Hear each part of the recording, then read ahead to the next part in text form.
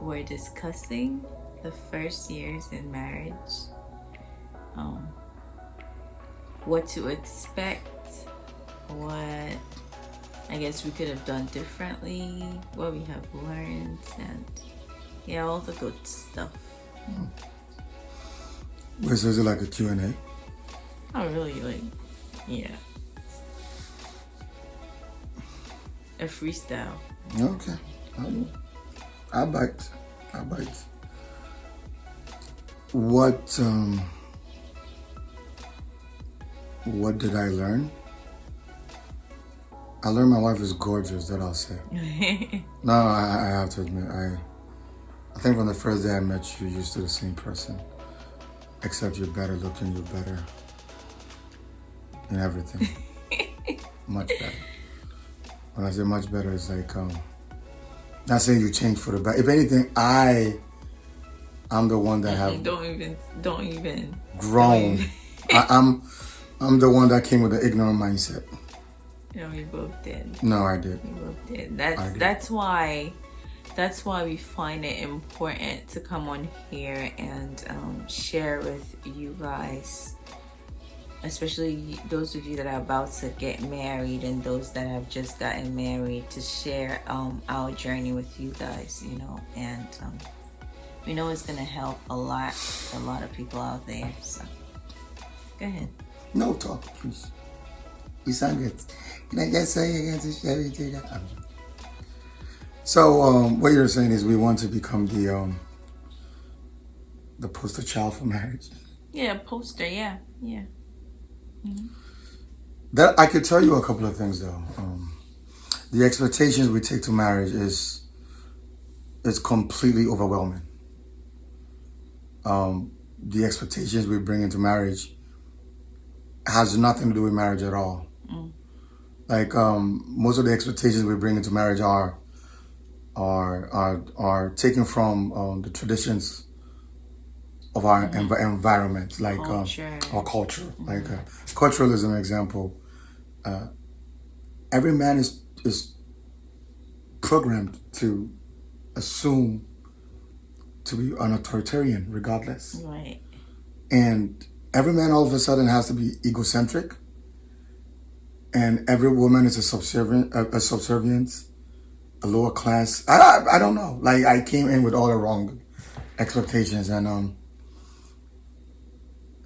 if I'm being given a chance to really lead, I'm gonna lead young people into what marriage is. I will bluntly begin by just outlining the deceptions of the world's view on marriage. Yeah. Because if I can talk about me, for instance, I had a lot of deceptions. I did too. No, you couldn't. It was me. I mistook passion for love. Yeah. So much passion. I mean, yeah. But it can Exactly. only take you so far. So what you mistook passion for love. Mm-hmm. I did not even know what value was in a woman, so I didn't even understand the value I had been bestowed with. And to me, it is the fundamental of every marriage. Right. Like for every man to fully, take your time, sit back, and comprehend this understanding. You have received something more than treasure. So for you to obtain that treasure, you need to sell whatever it is about yourself so you can fully engulf that value in that treasure. Like when a businessman opens a business, right? He understands that the value of the business is in his input into the business. So he puts everything aside to only just pay all the attention, because it is in that he's going to outline the deficiencies of the business, become the very, let's call it, entity to solving it. And then when the business runs its name, guess what? It runs simultaneously. I know I'm babbling. Example, when I see Facebook, who do you see? Mark. But when you see Mark, you call him Facebook. Why? Because the names, it becomes one. I did not see the value I had. I did not. Well, I did not know my No, you value. did. You were good. It was me. You were perfect. I was just horrible. So, as part of these, let's call it Docu series. Is it okay? Yeah. We're gonna take our times to go through. Yes, there's gonna be a lot of uncovering. I promise you, we're gonna be going to deep place.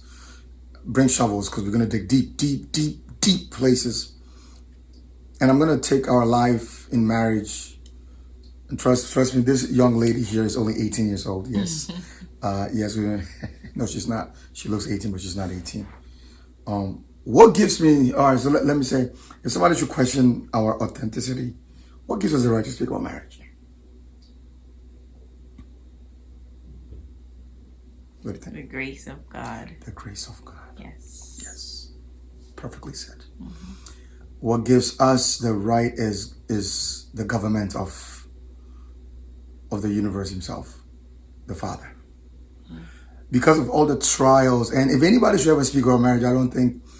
Okay, let me put it in a nutshell. If the two of us, no, actually, that not her. If me,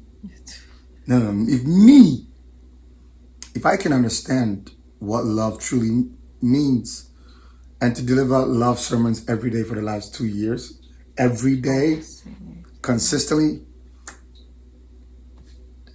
then everybody needs education. Everybody needs education. But to understand first, you need education is the foremost of the journey. When you know you lack wisdom. Most people think in this era of information superhighway, they think that because you can just Google what is sex, what is love, how do you stay committed? That means you know it. Should you leave if you're not feeling this way? They think that is the whole marriage encapsulated, but that is not anything at all. Just a framework of a lot of information just being hurled at you means there's no experience to really garner your own revelations from. And if you want to learn science, you need a science tutor, right? If you want to learn biology, you need somebody who is professor. Exactly. And if you want to know what love is, you're going to need who love is to begin to take you through the whole ordeals of let's call it self-discovery in love first, to create that identity of love. Because I think it is from there that I begin to see that. And that's what we lacked from the get-go. We never even had it. Right. We lacked in that area. And so no matter what passion we were young, no matter what passion we came in with, it wasn't able to sustain the marriage. At some point you run out of passion, and it's like, what next?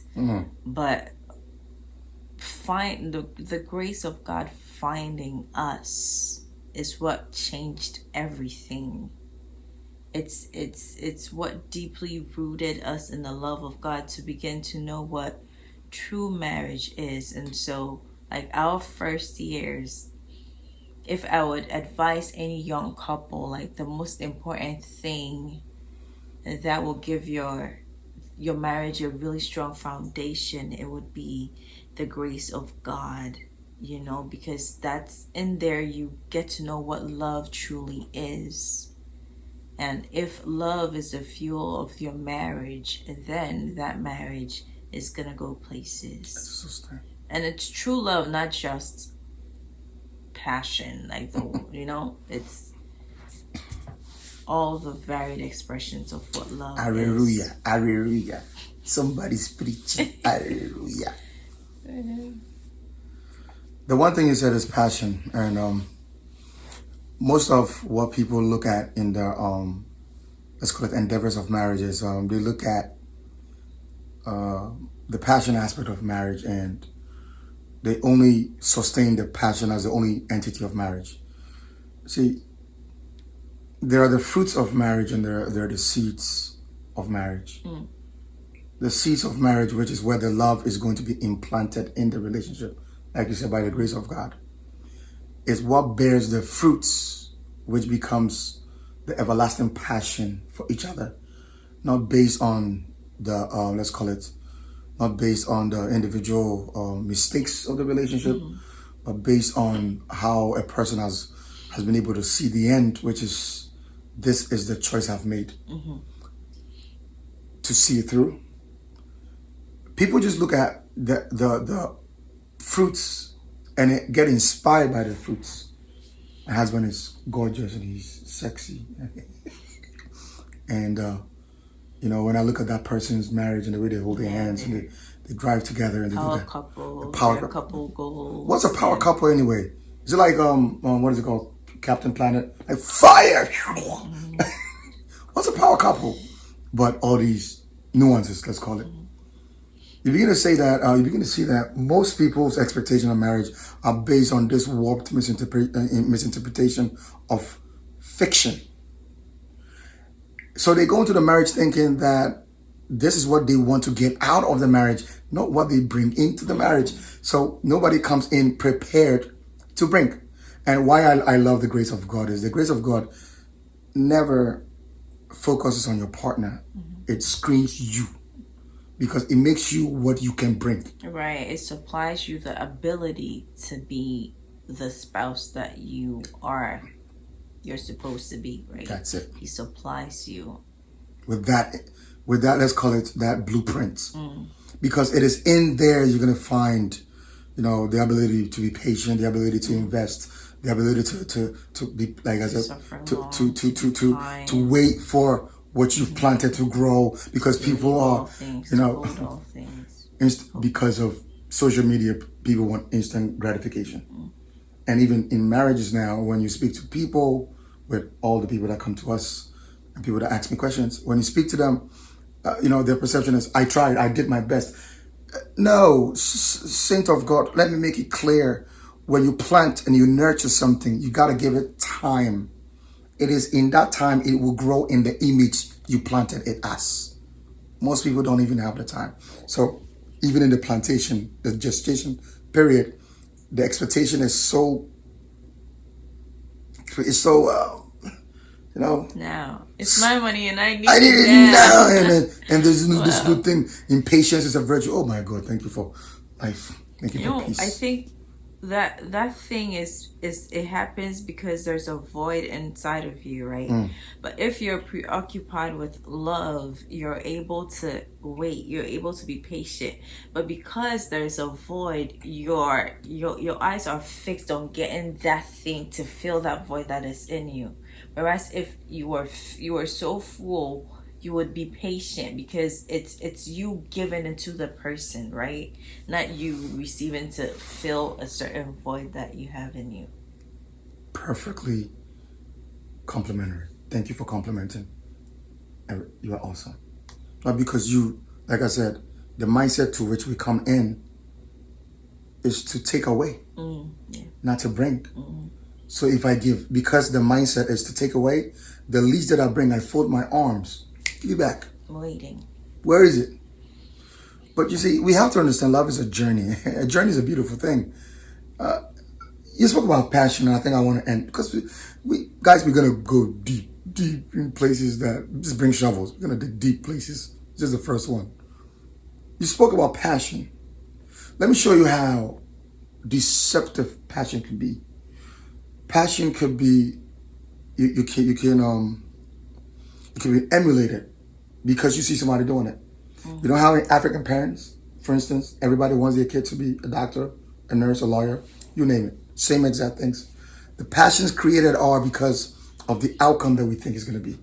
So when a kid comes into, let's say, education, because the mom keeps telling them, you're going to be a doctor, you're going to be a doctor, they're not prepared to go through 20 years of school. They're not prepared to put in the investment, but they inherit a passion because it makes daddy smile.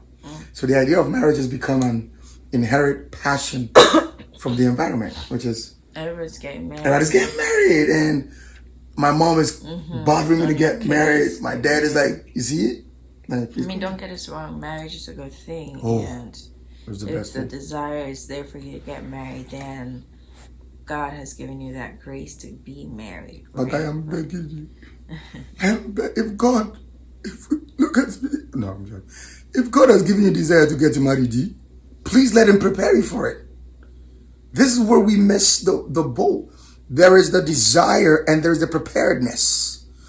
But the one thing that you don't want is don't be thrown into the boat only to begin to realize that's why people run away prematurely. Because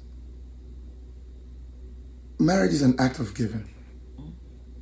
It is a refinement of giving. It's a mode of exploration in a man's life or a person's life, which is to become I don't know how, it's beyond words. Right. A man's love is marked by giving The love and that is cherishing, given. and the woman's submission is marked by total devotion to the husband, right? So it's both giving because the woman is giving herself. I don't think today we man want to is go into those giving. things. Right. I don't think it's today. We want to take time. I just want to take it slow. So this is about 30 minutes before we already spoke. Are you sure? I'm telling you. Wow. Yeah. Wow. But it's just an introduction. I want you to know that just sit back, sit tight. Every day there's going to be something coming out. And we are going to dig into places you never thought about. Oh, we're going to bring you scenarios. We're not just going to give you spills and then you have to, oh, it sounds good. No, we're not giving you sound bites here. No. We're going to give you the real deal. Certain things about, right, like a husband who's smoking weed. Like a husband who's a drunkard. A wife who's a nagger or very bitter because of the environment or whatever. Like we're going to tell you, I'm going to tell you the things we went through. I'm going to tell you how God does stuff. I'm going to tell you the things that come out of my mouth, her mouth. You're going to realize the differences in what you've heard and what you're hearing, which is not just going to be another tutorials being given to you. It is going to be something being imparted into you. A wisdom, a class, an opportunity to rise up to the challenge, which is God speaking to you directly. And I know that is, just stay tuned. Yep. What are we? We love you. We are the OPMs. The OPMs. And we love you. Bye. I love her. So say I do.